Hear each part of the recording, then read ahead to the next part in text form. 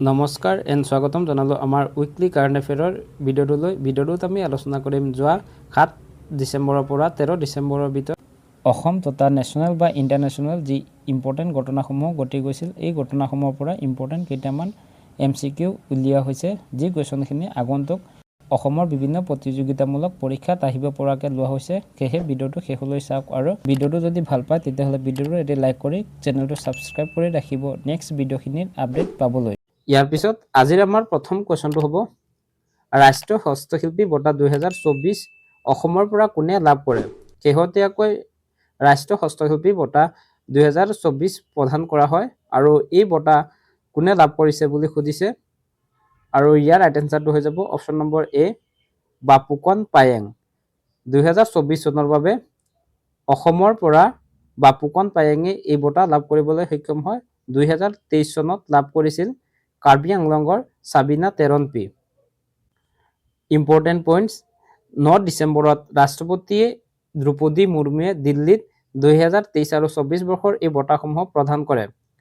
2024 চনত মাজুলীৰ বাপুকন পায়েং আৰু 2023 চনত কাৰ্বি আংলঙৰ সাবিনা তেৰনপিয়ে এই বঁটা লাভ কৰিবলৈ সক্ষম হয়। মনত ৰাখিব এই বঁটা অকল অসমৰে প্ৰদান কৰা নহয়। 2024 চনত প্ৰায় 43 গৰাকী শিল্পীক এই বঁটা প্ৰদান কৰা হৈছিল। হস্তশিল্পীত উৎকৃষ্ট অৱদানৰ বাবে এই বঁটাসমূহ প্ৰদান কৰা হয় আৰু ফাৰ্ষ্ট টাইম এই বঁটা প্ৰদান কৰা হৈছিল 1965 চনত। ৰাষ্ট্ৰীয় হস্তশিল্পী দিৱস বা নেশ্যনেল হেণ্ডলুম ডে 7 আগষ্টত পালন কৰা হয়, কিন্তু নেশ্যনেল হেণ্ডলুম উইক ৰাষ্ট্ৰীয় হস্তশিল্পী সপ্তাহ 8 ডিচেম্বৰৰ পৰা প্ৰতি বছৰে 13 ডিচেম্বৰত পালন কৰা হয়। আৰু যদি সোধে হস্তশিল্পীত ভাৰতৰ সৰ্বোচ্চ বঁটাটোৰ নাম কি, আৰু সেইটো হৈ যাব শিল্পী গুৰু বঁটা, যি 2002 চনত প্ৰথমবাৰ প্ৰদান কৰা হৈছিল। ইয়াৰ পিছত নেক্সট কুৱেশ্যনটো হ'ব শেহতীয়াকৈ ক'ত এখন শ্বহীদ স্মাৰক ক্ষেত্ৰ নিৰ্মাণ কৰা হয়? শেহতীয়াকৈ অসমৰ ক'ত এখন শ্বহীদ স্মাৰক ক্ষেত্ৰ নিৰ্মাণ কৰা হয় বুলি সুধিছে আৰু ইয়াৰ ৰাইট এনসাৰটো হৈ যাব option number D Boragaon, Guwahati. গুৱাহাটীৰ বৰাগাঁৱত শেহতীয়াকৈ অসমৰ মুখ্যমন্ত্ৰী হিমন্ত বিশ্ব শৰ্মাদেৱে শ্বহীদ স্মাৰক ক্ষেত্ৰ এখন মুকলি কৰে আৰু এই শ্বহীদ স্মাৰক ক্ষেত্ৰ বা ইয়াৰ বিষয়ে আমি আমাৰ অসম আন্দোলন আৰু শ্বহীদ দিৱস 2025 যোনটো ভিডিঅ' আছিল সেই ভিডিঅ'টোত সম্পূৰ্ণকৈ আলোচনা কৰিছোঁ। যদি ভিডিঅ'টো চোৱা নাই তেতিয়াহ'লে ডেছক্ৰিপশ্যন লিংকত দিয়া থাকিব, তাৰ পৰা গৈ আপোনালোকে ভিডিঅ'টো চাই ল'ব। ইম্পৰ্টেণ্ট পইণ্টছ গুৱাহাটীৰ বৰাগাঁৱত নিৰ্মাণ কৰা এই শ্বহীদ স্মাৰক ক্ষেত্ৰ আৰু উদ্যানখন অসমৰ মাননীয় মুখ্যমন্ত্ৰী হিমন্ত বিশ্ব শৰ্মাদেৱে যোৱা 10 ডিচেম্বৰত মুকলি কৰে। 2025 চনত ইয়াক মুকলি কৰা হয়, কিন্তু নিৰ্মাণ কাৰ্য আৰম্ভ হৈছিল 2019 চনত আৰু এই প্ৰকল্পটো নিৰ্মাণত প্ৰায় 170 কোটি টকা ব্যয় হয়, লগতে 150 বিঘা মাটিত নিৰ্মাণ কৰা হয় আৰু এই প্ৰকল্পটোত থকা 860 গৰাকী যি অসম আন্দোলনত শ্বহীদ আছিল এই শ্বহীদসকলৰ মূৰ্তি নিৰ্মাণ কৰিছিল ভাস্কৰ শিল্পী বিজু কুমাৰ দাসে। ভাস্কৰ শিল্পী কোন আছিল নামটো মনত ৰাখিব। লগতে প্ৰকল্পটোৰ স্থাপত্যবিদ অৰ্থাৎ আৰ্কিটেক্সাৰ কোন আছিল বুলি যদি সোধে তেতিয়া এনসাৰটো হ'ব তপোব্ৰত দত্ত। নেক্সট কুৱেশ্যনটো হ'ব শেহতীয়াকৈ কোনখন বিশ্ববিদ্যালয়ে জুবিন গাৰ্গক মৰণোত্তৰভাৱে ডিলিট ডিগ্ৰী প্ৰদান কৰে? ইয়াত জুবিন গাৰ্গক মৰণোত্তৰভাৱে কোনখন কলেজ বা ইউনিভাৰ্চিটিয়ে ডিলিট ডিগ্ৰী প্ৰদান কৰে বুলি সুধিছে আৰু ইয়াৰ ৰাইট এনসাৰটো হৈ যাব অপশ্যন নম্বৰ এ কটন ইউনিভাৰ্চিটি। কটন ইউনিভাৰ্চিটিয়ে শেহতীয়াকৈ জুবিন গাৰ্গক ডিলিট ডিগ্ৰী প্ৰদান কৰে। ইম্পৰ্টেণ্ট পইণ্টছ যোৱা 9 নৱেম্বৰত কটন ইউনিভাৰ্চিটিত এটি বিশেষ অনুষ্ঠানত এই সন্মান প্ৰদান কৰা হয় জুবিন গাৰ্গক। জুবিন গাৰ্গৰ ভগ্নী পামী ভট্টাচাৰ্যে এই সন্মান গ্ৰহণ কৰে। ডিলিটৰ সম্পূৰ্ণ ৰূপটো যদি সোধে এনসাৰটো হ'ব ডক্টৰ অফ লিটাৰেচাৰ। ইয়াৰ উপৰি 2024 চনত জুবিন গাৰ্গক ডিলিট ডিগ্ৰী প্ৰদান কৰিছিল USTM এই প্ৰতিষ্ঠানটোৱে। ইয়াৰ পিছত নেক্সট কুৱেশ্যনটো হ'ব শেহতীয়াকৈ ভাৰতৰ কোনটো উৎসৱ ইউনেস্কোৰ সাংস্কৃতিক ঐতিহ্যৰ অন্তৰ্ভুক্ত হয়? ইয়াত ইউনেস্কোৰ সাংস্কৃতিক ঐতিহ্যৰ অন্তৰ্ভুক্ত কোনটো উৎসৱ হয় বুলি সুধিছে আৰু ইয়াৰ ৰাইট এনসাৰটো হৈ যাব option number B Deepawali.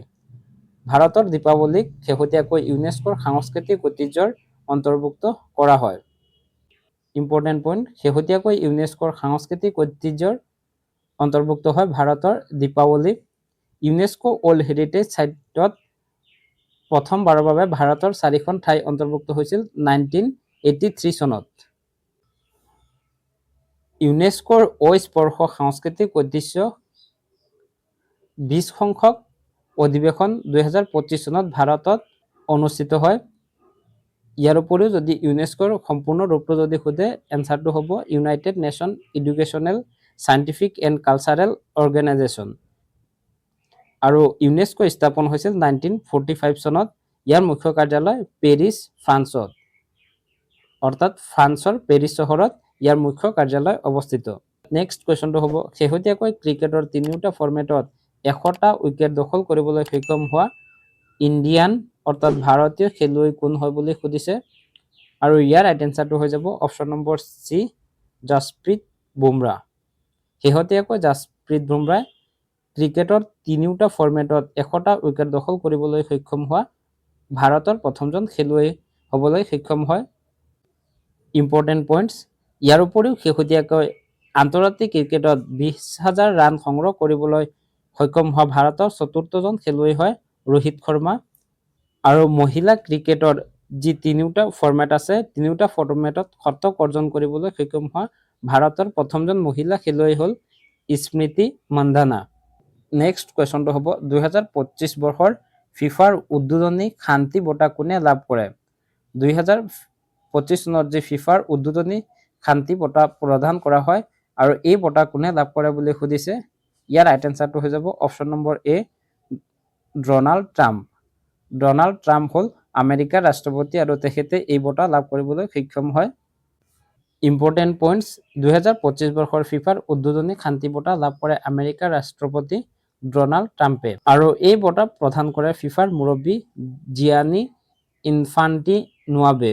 Giani ইনফান্টিনোৱে এই বঁটা প্ৰদান কৰে। ফিফা গঠন হৈছিল 1904 চনত আৰু ইয়াৰ মুখ্য কাৰ্যালয় হ'ল ছুইজাৰলেণ্ডৰ জুৰিক চহৰত। আৰু ফিফাৰ যদি সম্পূৰ্ণ ৰূপটো সোধে তেতিয়াহ'লে হ'ব Federation Internationale de Football Association. Next কুৱেশ্যনটো হ'ব, 2025 চনৰ শান্তিৰ নোবেল বঁটা কোনে লাভ কৰে? 2025 চনত শান্তিৰ নোবেল বঁটা কোনে লাভ কৰে বুলি সুধিছে। আৰু ইয়াৰ ৰাইট এনচাৰটো হৈ যাব option number C, Maria Corina Machado. Maria Corina মাছাডোৱে 2025 বৰ্ষৰ নোবেল পিছ প্ৰাইজ লাভ কৰিবলৈ সক্ষম হয়। ইম্পৰ্টেণ্ট পইণ্টছ, 2025 চনৰ নোবেল পিছ প্ৰাইজ লাভ কৰা মাৰিয়া কুৰিনা মাছাডো আছিল ভেনেজুৱেলাৰ।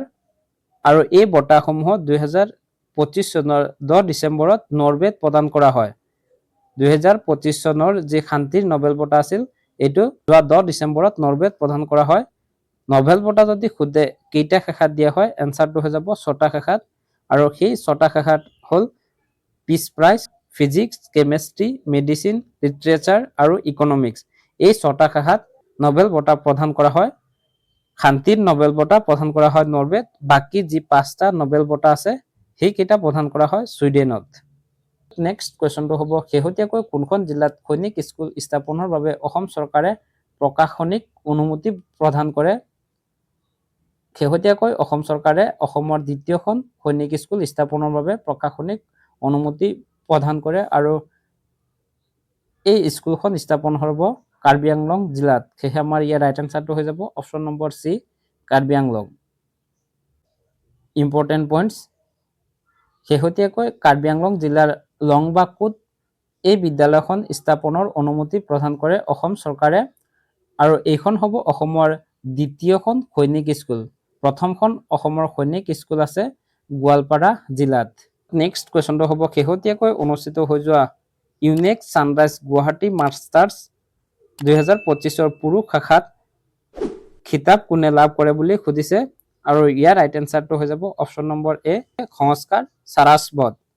সংস্কাৰ সাৰাস্বতে 2025 বৰ্ষৰ গুৱাহাটীত অনুষ্ঠিত হৈ যোৱা ইউনেক ছানৰাইজ গুৱাহাটী মাষ্টাৰ্ছ 2025ৰ খিতাপ লাভ কৰে। এই বেডমিণ্টন প্ৰতিযোগিতাখন যোৱা 2 ডিচেম্বৰৰ পৰা 7 ডিচেম্বৰত গুৱাহাটীত অনুষ্ঠিত হয়। আৰু মেন্স ছিংগল শাখাৰ সংস্কাৰ সাৰাস্বতে মিথুন মনোজনাথক পৰাস্ত কৰি খিতাপ লাভ কৰিবলৈ সক্ষম হয় আৰু এই প্ৰতিযোগিতাখনত অসমৰ তানবি শৰ্মাই মহিলা একক শাখাত ৰূপৰ পদক লাভ কৰিবলৈ সক্ষম হয়। ইয়াৰ পিছত নেক্সট কুৱেশ্যনটো হ'ব শেহতীয়াকৈ ফিডেৰ অফিচিয়েল ৰেটিং পোৱা আটাইতকৈ কম বয়সৰ খেলুৱৈ কোন হয়? ফিডে অৰ্থাৎ যি দবা খেল হয়, দবা খেলৰ যি আন্তৰ্জাতিক ফেডাৰেশ্যন আছে সেইটো হ'ল ফিডে আৰু ইয়াৰ অফিচিয়েলি ৰেটিং পোৱা আটাইতকৈ কম বয়সৰ খেলুৱৈ কোন বুলি সুধিছে আৰু ইয়াৰ ৰাইট এনচাৰটো হৈ যাব option number C Sarvagya Singh. Sarvagya Singh এগৰাকী ভাৰতীয় খেলুৱৈ যি প্ৰায় 3 বছৰ বয়সত ফিডেৰ অফিচিয়েলি ৰেটিং পাবলৈ সক্ষম হয়। ইম্পৰ্টেণ্ট পইণ্টছ সৰ্বজ্ঞ সিঙে 3 বছৰ 11 মাহ 20 দিনত ফিডেৰ অফিচিয়েল ৰেটিং লাভ কৰিবলৈ সক্ষম হয়। বৰ্তমান বিশ্বৰ দবা চেম্পিয়ন হ'ল ভাৰতৰ ডি গুকেশ। ফিডেৰ সম্পূৰ্ণ ৰূপটো হ'ব ইণ্টাৰনেশ্যনেল চেছ ফেডাৰেশ্যন। এইখিনি আছিল আজিৰ আমাৰ এই উইকলি কাৰেণ্ট এফেয়াৰৰ ভিডিঅ'টোত আলোচনা কৰিবলগীয়া ইম্পৰ্টেণ্ট কুৱেশ্যন এণ্ড এনচাৰ। কুৱেশ্যনখিনি কেনেকুৱা হৈছে সেই বিষয়ে আপোনালোকে আপোনালোকৰ মতামতটো কমেণ্টত জনাব আৰু যদি ভিডিঅ'টো ভাল পায় তেতিয়াহ'লে ভিডিঅ'টো লগৰ বন্ধু বান্ধৱীলৈ শ্বেয়াৰ কৰিবলৈ নাপাহৰিব। ইয়াৰ পিছত প্ৰতিটো ভিডিঅ'ত আমি যেনেকৈ আপোনালোকলৈ এটি কুৱেশ্যন আগবঢ়াওঁ, আজিও আমি এটি কুৱেশ্যন আপোনালোকলৈ লৈ আহিছোঁ আৰু সেই কুৱেশ্যনটো হ'ব শেহতীয়াকৈ অসমৰ কোনটো তেল শোধনাগাৰে নৱৰত্ন ৰূপে স্বীকৃতি পায় অৰ্থাৎ স্বীকৃতি লাভ কৰিবলৈ সক্ষম হয়? ইয়াৰে 4টা অপশ্যন দিয়া আছে। অপশ্যনখিনিৰ ভিতৰত আপোনালোকে ৰাইট এনচাৰটো কমেণ্টত জনাওক আৰু নহ'লে ইয়াৰ এনচাৰটো আমি ডেছক্ৰিপশ্যনত দি দিম, তাৰ পৰা গৈও আপোনালোকে ইয়াৰ এনচাৰটো জানি ল'ব পাৰিব। যদি ভিডিঅ'টো ভাল পাইছে তেতিয়াহ'লে ভিডিঅ'টো লগৰ বন্ধু বান্ধৱীলৈ শ্বেয়াৰ কৰিব আৰু ভিডিঅ'টোত এটি লাইক কৰিবলৈ নাপাহৰিব। ভিডিঅ'টো শেষলৈ চোৱাৰ বাবে ধন্যবাদ। জয় আই অসম।